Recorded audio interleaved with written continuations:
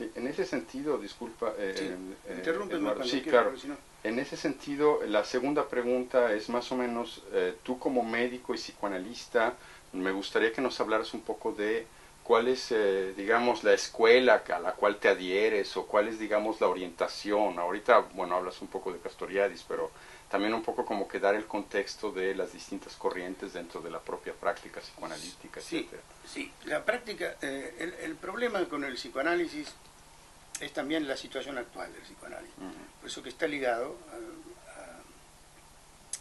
a esa problemática, ¿no? Que es social, Claro. digamos, del psicoanálisis. Pero la pregunta en sí misma, sobre escuelas, es decir, en la formación psicoanalítica, lo que estaba presente en Buenos Aires en la época que yo comencé, era, bueno, fundamentalmente Freud. Lacan no existía en esa época, y Melanie Klein. Melanie Klein era importante en la Argentina, se te dice que la formación incluía fundamentalmente Klein y Freud. No era mi orientación, porque mi orientación estaba más del lado de la psicología social, y entonces yo trabajaba con Pichon Rivière en un psicoanálisis más integrado a la práctica social. Por ejemplo, en el hospital habíamos comenzado bien al principio, en la época de Palo Alto, cuando empezó la terapia familiar. Nosotros hacíamos en el hospital la terapia de los pacientes psiquiátricos directamente en la casa del paciente con toda la familia.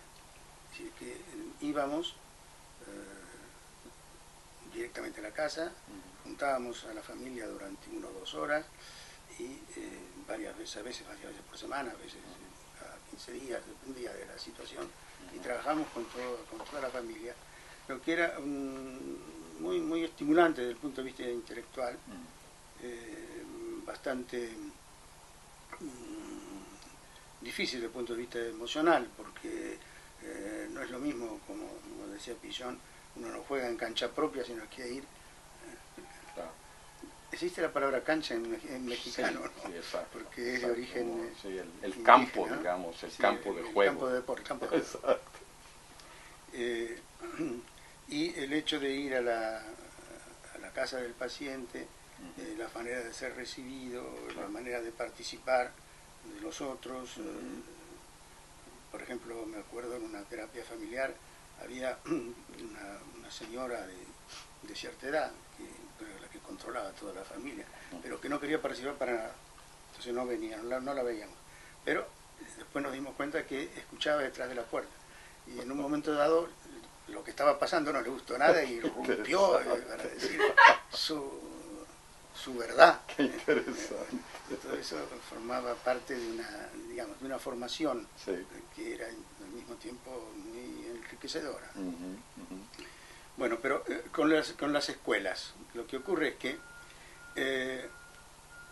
la base es Freud. Yo nunca me orienté hacia formas ni junguianas, ni adlerianas, ni psicología del yo, todo ese tipo de cosas no me interesaron particularmente. Y eso sí, me orienté sobre una visión, las palabras son difíciles de usar porque no tienen el mismo sentido en diferentes épocas y en diferentes lugares. Pero sobre una visión del psicoanálisis que está basada sobre la relación de objetos, si podemos decir así, y no sobre el nivel energético o libidinal o pulsional. Yo siempre fui crítico, y yo soy de la teoría pulsional freudiana, he escrito sobre eso. Claro. Y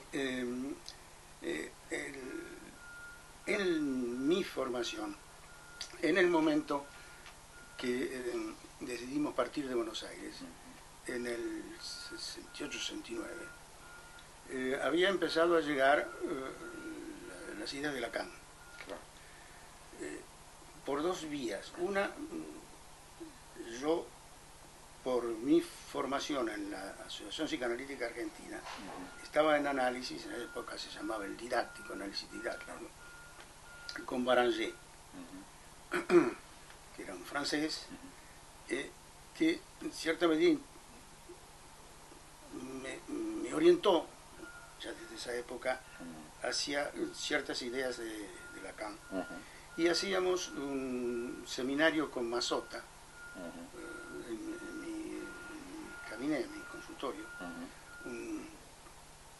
para aprender las primeras cosas que aparecieron allá de Lacan.